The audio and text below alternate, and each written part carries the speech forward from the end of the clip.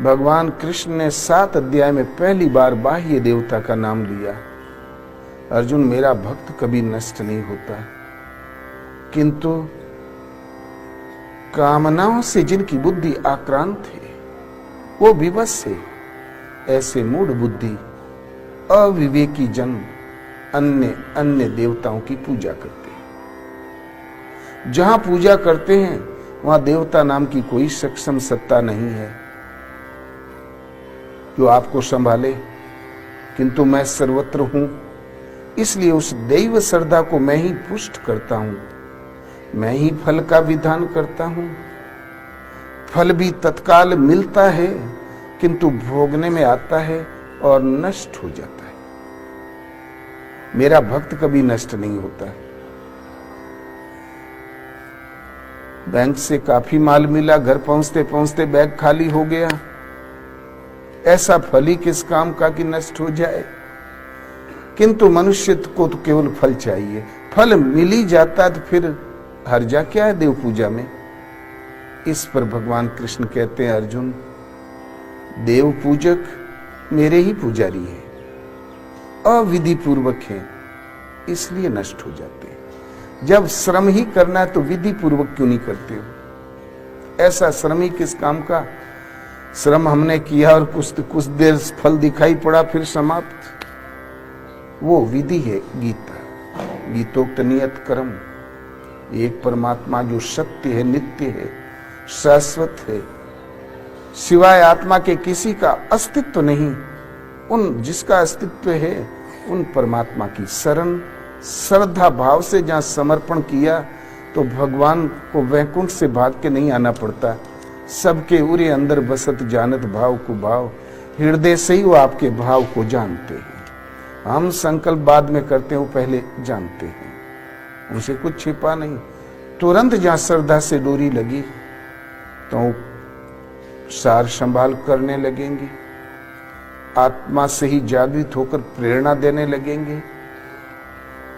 आप पाओगे कि हमारे पीछे कोई लगा है रक्षक के रूप में।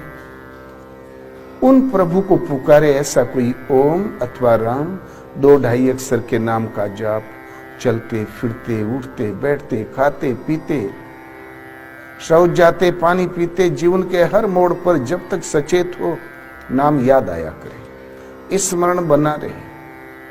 सुबह शाम बैठ के आधा घंटा समय अवश्य देना चाहिए, 20 मिनट दो, जिससे कि इस श्रद्धा ये पटरी चिंतन की विस्मृत न हो जाए।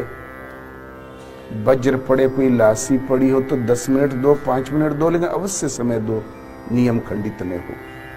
तो भगवान जानते हैं जीव मुझे पुकार रहा है, ये भी जानते हैं इसकी आवश्यकता क्या है, वो देंगे।